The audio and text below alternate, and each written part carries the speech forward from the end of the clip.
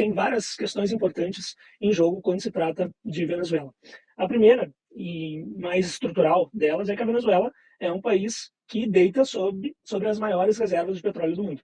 Embora não seja um petróleo de boa qualidade, o petróleo venezuelano é um petróleo ultra pesado, diferentemente do petróleo da Arábia Saudita, por exemplo, ainda assim são as maiores reservas do mundo. E ter grandes reservas de petróleo é uma bênção, mas ao mesmo tempo é uma maldição.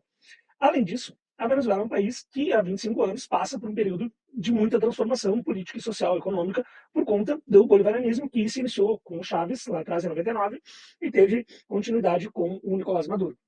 A grande questão é que parte dos problemas da Venezuela, das questões, melhor dizendo, da Venezuela, já estavam postas nos anos 2000, mas alguns elementos faziam com que elas não aflorassem dessa mesma forma. O que eu quero dizer?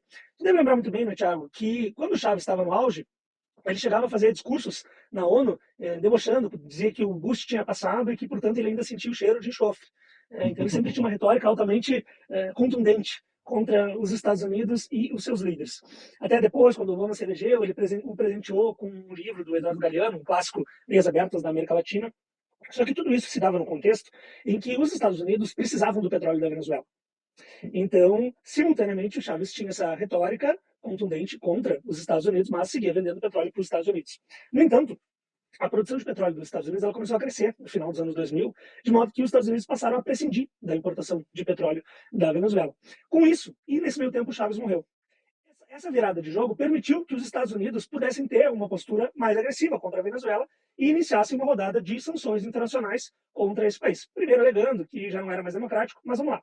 Tudo isso estava colocado desde o início do chavismo. As críticas que a Venezuela sofre hoje, ela já sofria na época do chavismo, no momento em que o Instituto Carter vinha à Venezuela e dizia que eram as eleições mais transparentes, que era o processo eleitoral mais democrático do mundo. Mesmo assim, a Venezuela era acusada de ser uma ditadura por razões puramente ideológicas. A grande questão da Venezuela é que a oposição venezuelana jamais aceitou o chavismo e o bolivarianismo.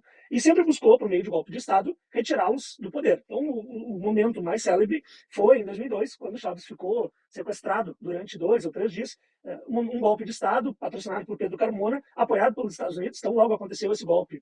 O governo Bush, na época, quando Luisa Rice reconheceu o novo governo, que não tinha sido eleito por nenhum processo democrático, mas acabou, o golpe se saiu frustrado e Chávez voltou ao poder. Depois, e desde então, a oposição na Venezuela jamais aceitou, jamais lidou de uma maneira pacífica com essa situação. Por que eu estou fazendo esse preâmbulo todo? Porque um dos princípios para que um país seja uma democracia liberal é que as forças políticas em questão tolerem a existência umas das outras, que haja um comprometimento e uma aceitação mútua de que todos têm condições de permanecer nessa arena e competir de maneira justa.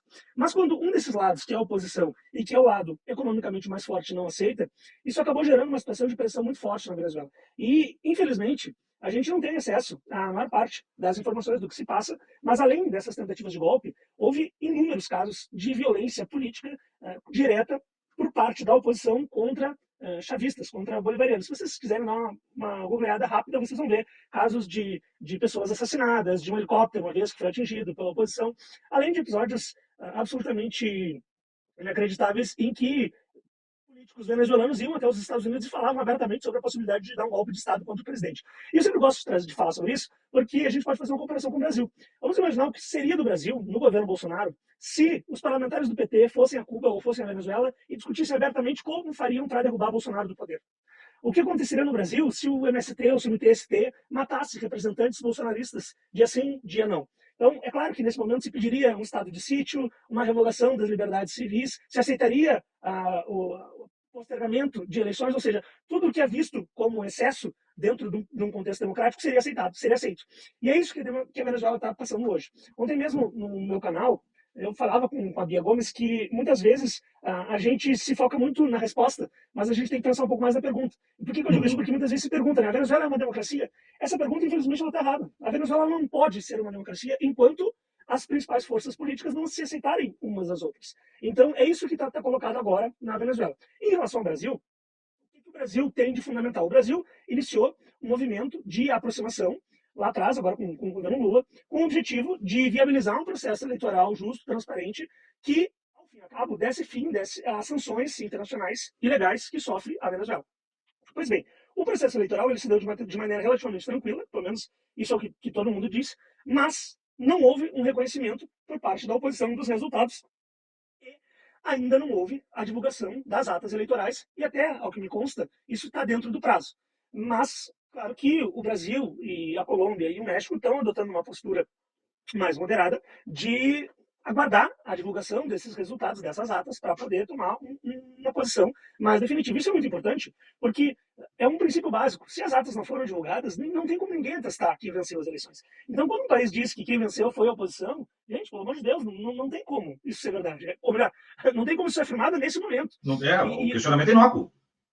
Questionamento inócuo, exatamente. Então, se está dentro do prazo ainda, a gente tem que aguardar o prazo. Agora, o que vai acontecer nesse meu tempo? Se o Conselho Nacional Eleitoral vai divulgar as atas ou não, isso eu não sei como que vai acontecer. Eu não sou evidente também, é possível que não aconteça. Se divulgar, eu tenho absoluta certeza que vai ter gente dizendo que as atas foram fraudadas, porque desde antes da eleição eu via isso, eu vejo na grande imprensa no Brasil isso. As eleições da Venezuela são democráticas na medida em que a oposição vença. Se o governo vencer, elas não foram democráticas, elas foram fraudadas. Bom, gente, mas aí não tem como, né?